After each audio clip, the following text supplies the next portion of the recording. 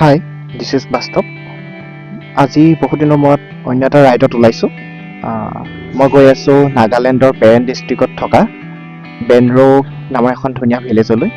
তাতে আছে মাউণ্ট পাওনো বুলি এটা পিক, যিটো হৈছে নাগালেণ্ডৰ থাৰ্ড হাইয়েষ্ট পিক। তো আহক আজিৰ ভিডিঅ'টো আৰম্ভ কৰোঁ।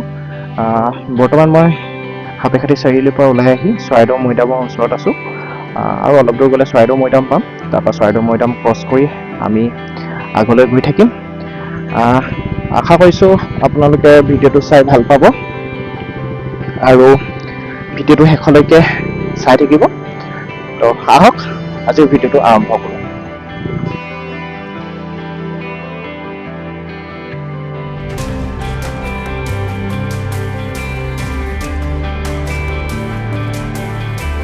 বৰ্তমান মই আছোঁ টেঙাপুখুৰী অঞ্চলত, চৰাইদেউৰ টেঙাপুখুৰী।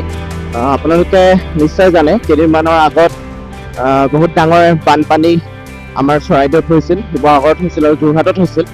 তো চৰাইদেউ জিলাৰ এই অঞ্চলকেইটা যথেষ্ট প্ৰভাৱিত হৈছিল সেই বানত। এতিয়াও চাব পাৰে আপোনালোকে, ঘৰৰ অৱস্থা এতিয়াও ভাল নহয়।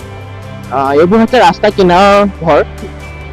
ইয়াতে অৱস্থা ইমান বেয়া, কিন্তু ভিতৰলৈ যিবোৰ গাঁও আছে সেইবিলাকৰ কথা মই ক'বলৈ নাযাওঁ। সেইবিলাক তো এতিয়াও বহুত সময় লাগিব মানুহবোৰৰ এই পৰিস্থিতিৰ পৰা আগবাঢ়ি যাবলৈ।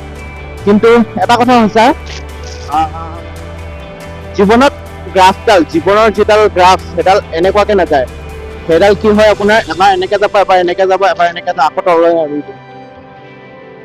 আজি বোলো বতৰটো অকণমান ভাল কৰিব বুলি ভাবিছিলোঁ, কাৰণ আমাৰ সেইফালে ৰ'দটো দিছিলে। কিন্তু অলপ দূৰ অহাৰ পাছত শিমলুগুৰি পাওঁ হওঁতে ইয়াত আকৌ বৰষুণ, আৰু এইফালে মোৰ বাইকখন ৰখাই লৈছোঁ। ৰেইনকোটটো আনিছোঁ, ৰেইনকোটটো লগাই লওঁ, তাৰপিছত আগবাঢ়িব লাগিব। আৰু মোবাইলটো কিবা এটা প্ৰব্লেম দি আছে, বহুত দিন হ'ল কিবা নেটৱৰ্ক পোৱা নাই। ঘৰৰ পৰা ওলাই গ'লে নেটৱৰ্ক নাপাওঁ। তো চাওঁ কি কৰিব পৰা যায়। ইয়ালৈ ফোন কৰিছোঁ তাত বতৰ কেনেকুৱা বুলি সুধিবলৈ, কিন্তু ৰেইনকোটটো লগাই লোৱাই ভাল হ'ব। দোকান পাই গৈছিলে নেকি?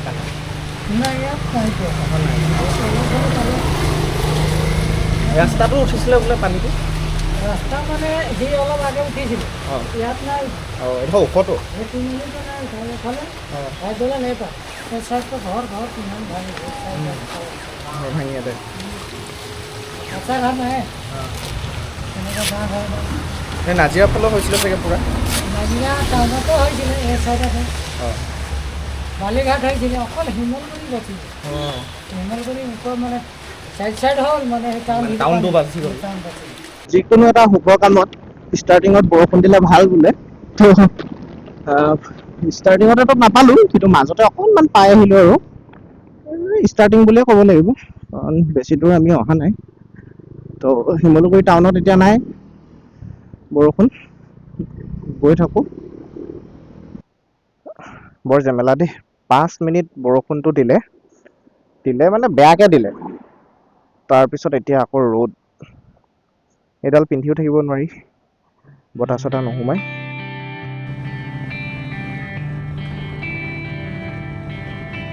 এইফালে আমাৰ কৌশিক দা আহি পাই গ'লহি। হেলমেট দেখিছে নাই? এইফালে হেলমেট চব একে জেকেট জোতা লেগ গাৰ্ড চব ছেম। সি আগতে কিনিছে, মই তাৰপিছত কিনিছোঁ আৰু তাৰ পৰা। তো আজিৰ ৰাইডটো এতিয়া আকৌ আমি ষ্টাৰ্ট কৰিম, আমি কণ্টিনিউ কৰিম। তো ক'লৈ গৈ আছোঁ আমি গৈ আছোঁ বৰ্তমান নাগালেণ্ডৰ বেনৰো ভিলেজ। তো নাগালেণ্ডৰ বেনৰো ভিলেজলৈ গৈ আছোঁ। তেলটো ভৰাই ল'ম, তাৰপিছত দাদাৰ লগৰ কেইজন আছে তেওঁলোকক লগ কৰিম, তাৰপিছত আমি আগবাঢ়ি গৈ থাকিম। এতিয়াহে মোৰ জাৰ্ণি কৰা লাগিছে। ই লগত থাকিব লাগিব, তেতিয়াহে মানে ৰাইড মৰা নিচিনা লাগে। তাৰ লুকটো চাওক না আপোনালোকে, মিটিঅৰখনৰ লগত এইফালে যিকেইটা চেডেল বেগ লগাই লৈছে, লগৰে তাৰ পিঠিত যিটো হাইড্ৰেশ্যন বেগটো আছে, একদম মানে কি মজা লুক এটা দিয়ে। আৰু তাক চাই মই পুৰা মটিভেটেড হৈ গৈ থাকোঁ আৰু পিছে। এইখন হৈছে গেমন, আৰু গেমনখন বহুত পুৰণি দলং। সেইটো মানে আগত ডাঙৰ গাড়ী গ'লে অলপ ভয়ে লাগে। তো কিন্তু বহুত ধুনীয়া দলংখন। আৰু এইফালে এখন নদী, দিখৌৱে চাগে এখন নদীখন। আমি ভটিয়াপাৰ পালোহি। ভটিয়াপাৰৰ এখন অভাৰব্ৰিজখন ধুনীয়া কিন্তু দেই। এইডোখৰ হৈছে জাজি। মই তাক ক'ব বিচাৰিছোঁ যে স্পীড লিমিট ক'ৰবাত ক'ৰবাত লাগি আছে, সি আকৌ ফালি গৈ আছে নহয়, ওচৰ পোৱাগৈ নাই, ক'ব লাগিব এতিয়া।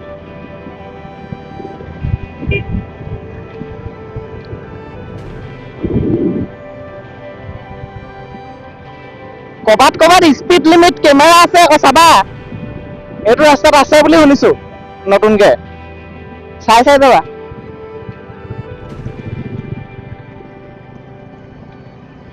জাজি পাৰ হৈ এটা স্পীড লিমিট থকা কেমেৰা দেখিলোঁ। সিটো ফালি গ'ল, 75ত গৈছে, তাত শ্ব' কৰিছে 75, মই 35ত আহিছোঁ। 40 নে কিমান আছিলে জানো স্পীড লিমিটটো। তো আপোনালোকে সাৱধান, জাজিৰ যিখন অভাৰব্ৰিজখন আছে, অভাৰব্ৰিজখন পাৰ হৈ আহিয়ে শ্ল'কৈ আহিব আৰু এইখিনিত। এইটো ৰাস্তাই মৰিয়নিলৈ যায়, কিন্তু মোৰ তেলটো ভৰোৱা নহ'ল, বাটত বহুতকেইটা তেল ডিপু পালোঁ যদিও। তো এইফালে যদি ক'ৰবাত পাওঁ তেল ভৰাব লাগিব, 3 ঘাট আছে বাৰু। গৰমত মজা ওলাই গৈছে। এতিয়া লাগিছে বৰষুণ দিয়া হ'লে ভাল আছিলে নিচিনা লাগিছে। ৰাস্তাটো ভাল হ'লে একো নাই, স্পীডত গ'লে বতাহটো লাগি থাকে, কিন্তু এতিয়া অহাটো নিচিনা যদি বেয়া হয়, স্পীডত যাব নোৱাৰি। 800 কৰি দিয়ক।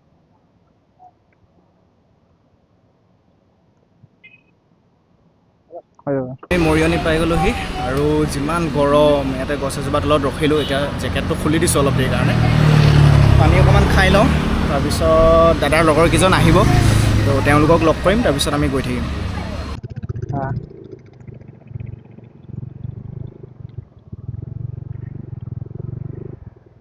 তো আমাৰ সমীৰণ দাক লগ পালোঁ। এতিয়া সেইজন আমাৰ জিষ্ণু দা, সেইটো নহয় জানো?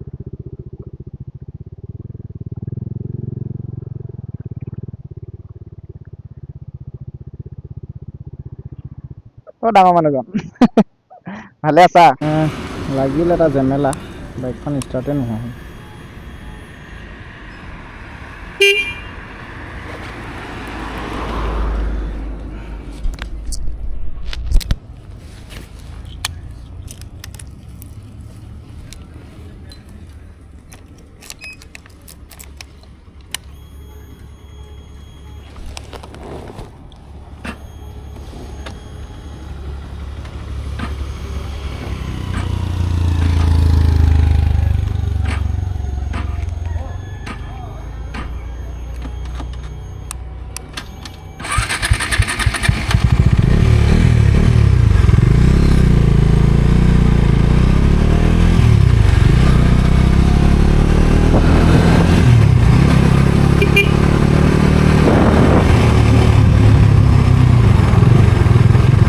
ষ্টাৰ্ট নোহোৱা হৈ গৈছিলে যে,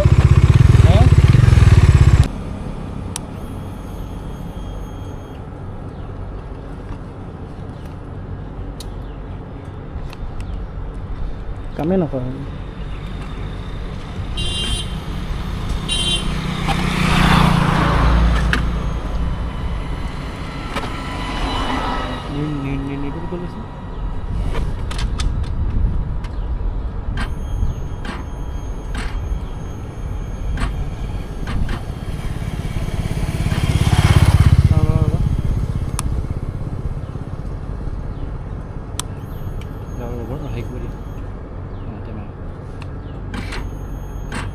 জাঙত দিছিলে খেলা।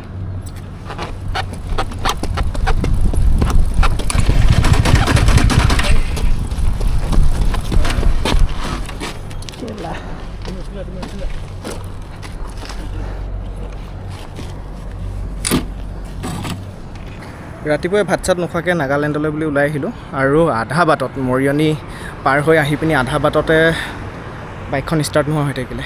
চলি থকা বাইকখন জাষ্ট মই কিটো অফ কৰিলোঁ, তাৰপিছত অন কৰি দিছোঁ, ষ্টাৰ্ট হোৱা নাই। মোৰ মতে বেটেৰী প্ৰব্লেম নিচিনাই লাগিছে।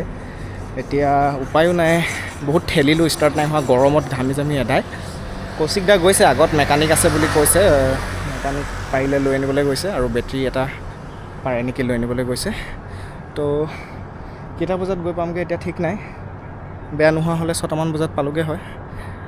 মই বেলেগ সমস্যাত পৰিছোঁ। কি হ'ব ঠিক নাই।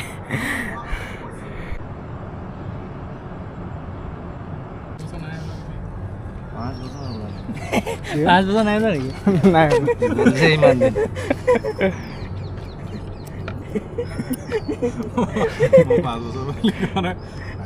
চলি আছে, চলাই আছোঁ। আগৰ মডেলকেইটা আপোনাৰ যায়, আজিকালি মডেলটো খুব বেছি 2 বছৰটো 5 বছৰ পিছত সলাম এতিয়া বেটেৰী। চ' ফাইনেলি বাইকখন ষ্টাৰ্ট হ'লগৈ। নতুন বেটেৰী এটা লগাব লগা হ'ল। যোৱা 5 বছৰ মই বেটেৰী সলনি কৰা নাছিলোঁ, কাৰণ কোনো প্ৰব্লেম দিয়া নাছিলে। অকণমানো হিন নিদিয়াকৈ ডাইৰেক্ট বাটতে প্ৰব্লেমবোৰ দিলে অলপ দিগদাৰ হৈ যায়। তো একো নহয়, ভাগ্য ভাল যে ইয়াতে পালোঁ। আজি 15 আগষ্ট যদিও দোকান বন্ধ থকাৰ পাছতো দাদাই যে আহি ইমানখিনি হেল্প কৰিলে, তেওঁক সেইটো কাৰণে ধন্যবাদ। তো এতিয়া গৈ থাকোঁ। এতিয়া টাইম হৈছে 12:12। এতিয়াও কহিমা বহুত দূৰ, ডিমাপুৰ বহুত দূৰ। এতিয়া আমি গোলাঘাট পাইছোঁহি। গোলাঘাটৰ ৰাস্তাকেইটা অলপ অকোৱা পকোৱা। তো এইডোখৰ পৰা আগত ইহঁতে মেপ চাই চাই গৈছে। তো সিহঁতৰ পিছে পিছে গৈ থাকোঁ আৰু। মই এইবাৰ মেপৰ টেনশ্যন লোৱা নাই। সিহঁতৰ লগত আহিলে সেইটো টেনশ্যনটো কমি থাকে। সিহঁতি মেপ চাই, মই যাওঁহে আৰু। ডিমাপুৰ 76 কিলোমিটাৰ। 76 কিলোমিটাৰ যথেষ্ট যাবলৈ আছে এতিয়াও। অৰ্থাৎ 1.5 ঘণ্টা বুলি আপুনি ধৰক, আৰু 1.5 ঘণ্টাৰ পিছত আমি গৈ পিনি নাগালেণ্ডৰ ডিমাপুৰ পাই যামগৈ। এইডোখৰ চাওক আপোনালোকে, পুৰা ফৰেষ্ট। ইয়াত চলাইহে ভাল লাগিছে, একদম গৰমটো ফিলে হোৱা নাই। সেইটো কাৰণে মানুহক গছ লাগে। এই চাইডটো অসম নে নাগালেণ্ড, মই সেইটোহে ধৰিব পৰা নাই। কাৰ্বি আংলং আছাম। আমি কাৰ্বি আংলং পাই গ'লোহি এতিয়া। আচ্ছা, this is Karbi Anglong guys. এতিয়া আমি কাৰ্বি আংলঙত আছোঁ। ইয়াৰ পৰা আৰু 55 কিলোমিটাৰমান যাব লাগিব, তেতিয়া আমি গৈ ডিমাপুৰ পাম। তাৰপিছত আৰু 70 কিলোমিটাৰ যোৱাৰ পাছত আমি কহিমা পামগৈ। চাওঁ কিমান দূৰলৈকে যাব পাৰোঁ। 5টা-6টা মানে আন্ধাৰ হোৱালৈকে আমি গৈ থাকিম, আৰু যদি পাৰোঁ একেবাৰে ভিলেজখনলৈকে যাবলৈকে চাম, নহ'লে মানে য'তে পাৰোঁ তাতে থাকি দিম আৰু।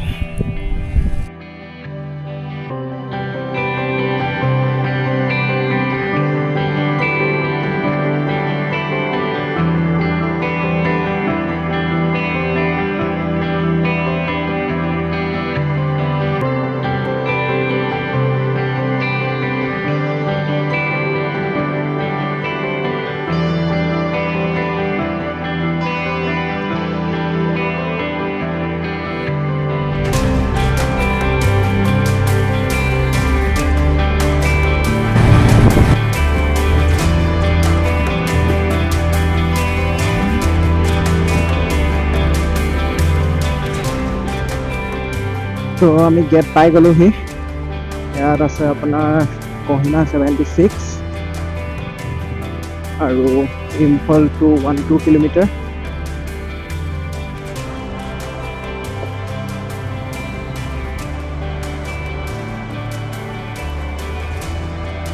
ডিমাপুৰ নাগালেণ্ড। Welcome to Dimapur Nagaland. আমি ডিমাপুৰ নাগালেণ্ডত সোমাইছোঁ যে।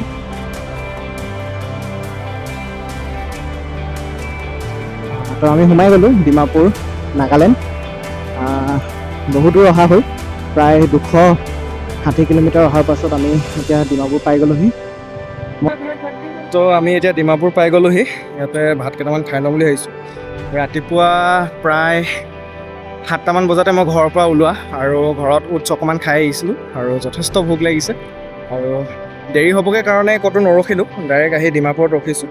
ইয়াত এতিয়া সেইফালে থালি অৰ্ডাৰ কৰিছোঁ, খানাটো খাই লওঁ। খানাটো খোৱাৰ পাছত আৰু 70 কিলোমিটাৰৰ পিছত আমি কহিমা পাম। তাৰপিছত ডিচাইড কৰিম আমি ক'ত যাওঁ। তো সেইফালে বাইকখিনি পাৰ্ক কৰি দিলোঁ, এতিয়া ভিতৰলৈ যাওঁ। মোৰ বাইকৰ চেইনডাল বহুত ঢিলা হৈ আছে, সেইডাল অকণমান টান কৰাব লাগিব। তো টান কৰাবলৈ আজি আকৌ 15 আগষ্ট, গোটেই দোকানবোৰ বন্ধ। তো চাব লাগিব ক'ত কৰিব পৰা যায়। প্ৰায় 20 কিলোমিটাৰ যোৱাৰ পাছত সৌ পাহাৰকেইটা পামগৈ। তাৰপিছত পাহাৰে 70 কিলোমিটাৰ, 70 নহয় চৰি, তাৰপিছত পাহাৰে 40-50 কিলোমিটাৰ যোৱাৰ পাছত আমি পামগৈ কহিমা। তো ইয়াৰ পৰা লাহেকৈ ভিউটো চাওকচোন আপোনালোকে, কি ধুনীয়া লাগিছে চাওক। বেলেগ দেশত থকা নিচিনা লাগিছে নাই কওকচোন? মোৰতো লাগিছে। বাহ, ধুনীয়া লাগিছে দেই। য়েল্লো গাড়ী চুইফ্ট, য়েল্লো চুইফ্ট। আমাৰ পাহাৰ ইয়াৰ পৰা ষ্টাৰ্ট হৈ গৈছে। এতিয়াহে ভাল লাগিব পাহাৰীয়া ৰাস্তাত। আচলতে কি হয়, আমাৰ যিবোৰ প্লেইন ৰাস্তা, এতিয়া অসমৰ মাজেদিয়ে হওক বা ডিমাপুৰলৈকে হওক, প্লেইন ৰাস্তাবোৰত আমনি লাগে বাইক চলাই চলাই। কিন্তু পাহাৰত যেতিয়া বাইক চলাব হয় ন, কিমান দূৰ গৈছে আপুনি ধৰিবই নোৱাৰিব। চাওক কি সুকুন, ৱাহ মজা।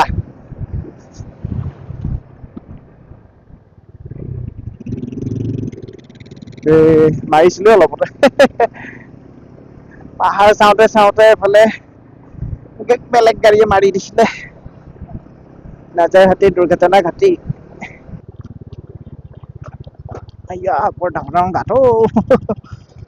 Welcome to the Nagaland. এতিয়া আমি ৰাইট চাইডে যাব লাগিব। Welcome to the hills of Nagaland. ৱাহ ৱাহ মজা।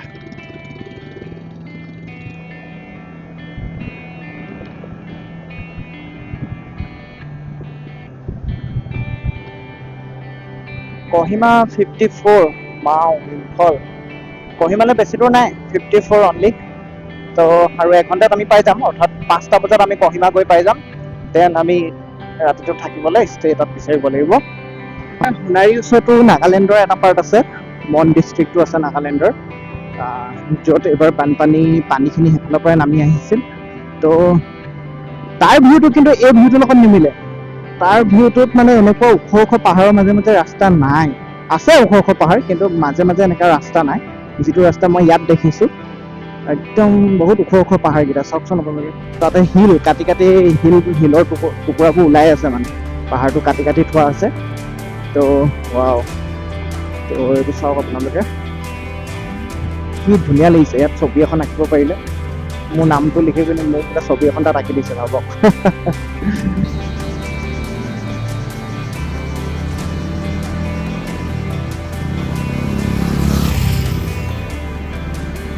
এই পাহাৰটো চাওক, এইটো কি হয়? তেল ওলাইছে নেকি? খোলা খোলা তেলে নে কয়লাই নে বেলেগ কিবাই নে কিবা কাপোৰ দি থৈছে। আচ্ছা, পাহাৰটো নখহিবলৈ কিবা কাপোৰ দি থৈছে। ইয়াত এনেকুৱা চব বহুত দেখিব, পাইনেপলৰ সেই চব মই ইয়াত দেখিছোঁ। তো সেইটো কাপোৰ দি থৈছে, কিন্তু ভাল লাগিছিল পাহাৰ। তো কহিমা 36 কিলোমিটাৰ, ৱখা 110, মাও 66। তো আমি এতিয়া কহিমা গৈ আছোঁ। 36 বেছি দেৰি নালাগে আৰু, আধা ঘণ্টা 40 মিনিট তেনেকুৱা লাগিব, আমি গৈ কহিমা পাই যাম।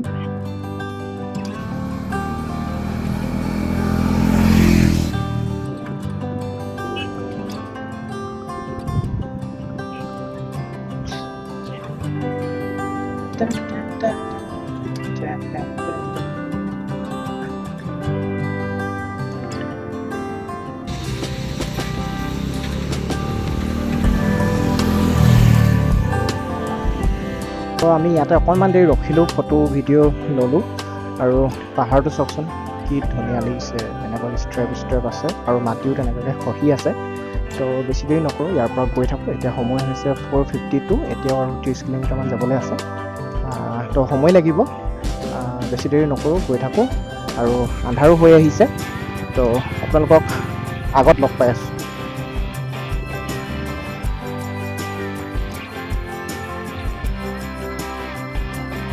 কহিমা ওচৰ পাই গ'লোহি, আৰু এই ৰাস্তাটো বৰ এটা ভাল নহয়। কহিমা টাউনখনৰ ওচৰত গাঁত শিল, আৰু সেইখন হৈছে কহিমা। আপোনালোকে কেমেৰাত দেখি পাইছেনে নাই পোৱা মই ধৰিব পৰা নাই, কিন্তু ৰাস্তা বহুত বেয়া। মই আপোনালোকক দেখাইছোঁ লাইটটো জ্বলাই। এইটো চাওক, ৰাস্তা চাওক অকণমান, আৰু এনেইতো গোটেইটো ভাল ৰাস্তাই। এইখিনি বৰ শিলাময় ৰাস্তা পাইছোঁ। গাত পুৰা শিলতে চলাইছোঁ আৰু গাড়ীখন ভাল হৈ থাকিব আৰু দেই। চেইনডালো টাইট কৰা নহ'ল আজি 15 আগষ্ট, প্ৰায়বোৰ দোকানে বন্ধ। এনেকুৱাকৈ আহি আছোঁ। ডমিনাৰখন এখন ভাল বাইক দেই, বহুত লগ দিছে, মাজে মাজে অলপ বেয়া পায় কেতিয়াবা। এইটো ৰাস্তা দিনত পাব লাগিছিলে, চাই ভাল লাগিলে হয়। এতিয়া ৰাতি এনেই পাথৰ, ৰাতি আৰু ভয়ংকৰ হৈ গৈছে।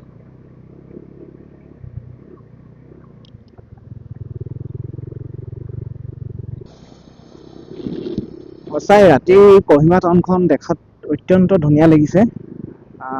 হাইলাখ মিজোৰামৰ নিচিনাকে গোটেই ঘৰবোৰত, দোকানবোৰত লাইট জ্বলি আছে আৰু একদম মানে জিলিকি আছে গোটেই টাউনখন।